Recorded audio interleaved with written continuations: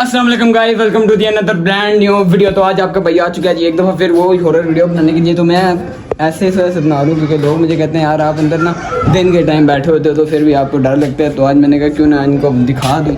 ये देख सकते हो आप लोग भाई, ये तो सिर्फ अभी स्ट्रीट लाइट लगी हुई है जो कि बंद कर देता हूँ। तो ये आप मतलब शाम का ही टाइम है, कोई इतने सुबह नहीं है।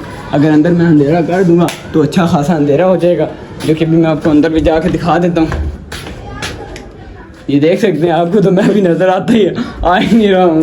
लाइट लगा देता हूँ मैं, जो कि मेरी रोशनी होती है वो कि सिर्फ और सिर्फ रिंग लाइट की होती है।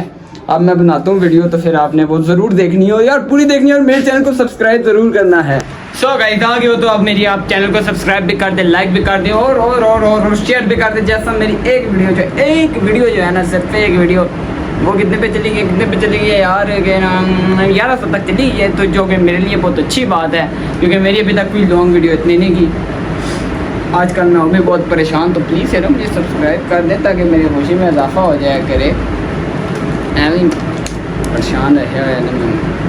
चलो यार स्टार्ट करते हैं। आज की एक कहानी सुनने लगा हूँ मैं। कोई फ़ोन, क्या नाम है जी? अच्छा जी, खूनी मंडे। हाय हाय हाय हाय हाय, संवार सुनाने लगे हैं जो खूनी। एक संवार सुनने लगा हूँ, 8 मिनट की कहानी है। ये एक कहानी है, हॉरर कहानी है, जो कि आज मैं देखने लगा हूँ, आप लोगों को भी साथ दिखाने लगा हूँ। तो सबसे पहले मैं लाइटें वगैरह बंद कर लेता हूँ। तो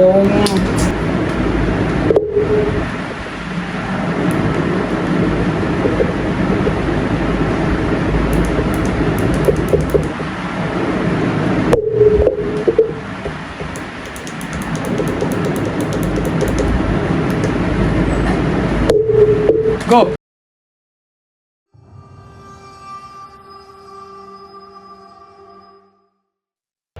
haunted hospital JNIMS Jawaharlal Nehru institute of medical science hospital Manipur में सिचुएटेड है। बहुत सालों से यह hospital essential medical services public को प्रोवाइड करता आया है। पर इस हॉस्पिटल के बारे में बहुत सी अफवाहें हैं जो अब धीरे धीरे बढ़ती ही जा रही हैं। और इन अफवाहों की माने तो ये जगह हॉन्टेड है। कहा जाता है कि यहाँ गायनाकोलॉजी डिपार्टमेंट और उसके पास वाले वॉशरूम्स और कॉरिडोर रात के समय में सेफ नहीं है। ऐसी ही एक रात को नर्स अनंता, जिसने JNIMS हॉस्पिटल हाल ही में ज्वाइन करा था, रात को गायनाकोलॉजी डिपार्टमेंट में एक पेशेंट को अटेंड कर रही थी कि तभी अचानक से उसे कॉरिडोर में किसी के रोने की आवाज आई। उसने सोचा कि इतनी रात को कौन रो रहा है, तो वो कॉरिडोर में जाकर चेक करने लगी। उसे कॉरिडोर में भी रोने की आवाज तो आ रही थी, लेकिन उसे कोई दिख नहीं रहा था। उसे ये सब बहुत अजीब लगा, तो वो कॉरिडोर में इस आवाज की ओर बढ़ने लगी। वो कॉरिडोर के एंड तक पहुंच गई, लेकिन पूरे कॉरिडोर में किसी इंसान का कोई नामो निशान नहीं था। अनंता घबराने लगी थी क्योंकि आवाज और तेज होती जा रही थी और वहां कोई भी नहीं था।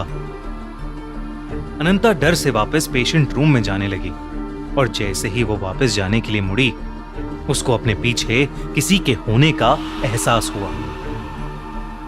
उसे लगा जैसे उसके पीछे कोई खड़ा है, लेकिन इससे पहले अनंता कुछ कर पाती, अचानक से उस कॉरिडोर की लाइट्स फ्लिकर होने लगी और उसके अगले ही सेकंड वो फ्लिकर होना बंद हो गई। अनंता को एहसास होने लगा कुछ तो जरूर कुछ।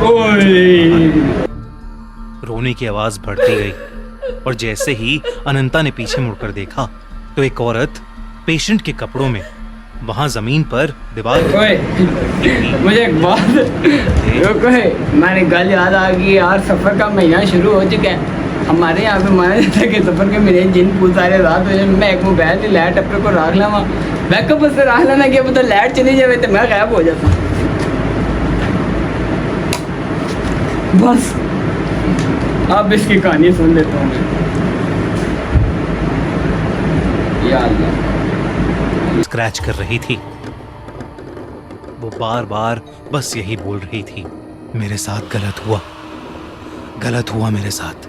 ये देखकर अनंता एकदम सुन्न पड़ गई थी, जैसे अनंता की बॉडी ही फ्रीज हो गई हो। अनंता को समझ नहीं आ रहा था कि अचानक से उसके साथ ऐसा क्या हो रहा है और उसके सामने वो लेडी पेशेंट कौन है और ऐसे क्यों बिहेव कर रही है। अनंता ने उस पेशेंट के करीब जाने का सोचा और तब अनंता ने देखा कि उस औरत के शरीर के नीचे का हिस्सा खून से लथपथ था। जैसे ही वो औरत अनंता की तरफ मुड़ी, अनंता के होश उड़ गए। उस औरत के हाथ में एक मरा हुआ बच्चा था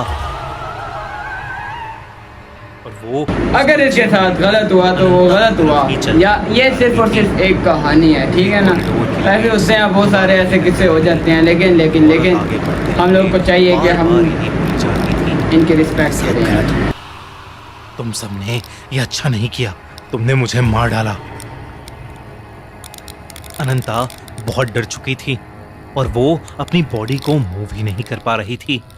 सामने से आ रही उस खून से लथपथ औरत की आंखों में इतना गुस्सा था कि अनंता का दिमाग चलना बिल्कुल बंद हो गया था। अनंता ने बहुत हिम्मत की और किसी तरह वो वहां से भागकर उस फ्लोर के वॉशरूम में जाकर छुप गई। उसने अपनी पॉकेट से फोन निकालकर किसी को मदद के लिए बुलाने का सोचा, लेकिन जब उसने अपनी पॉकेट में हाथ डाला कि उसने अपना फोन तो गायनाकोलॉजी डिपार्टमेंट में ही छोड़ दिया था। वो रात अनंता काफी देर तक अकेली ही उस वॉशरूम में डर के मारे छुपी हुई थी। उसे डर था कि बाहर उसका सामना उसी भयानक औरत से हो जाएगा।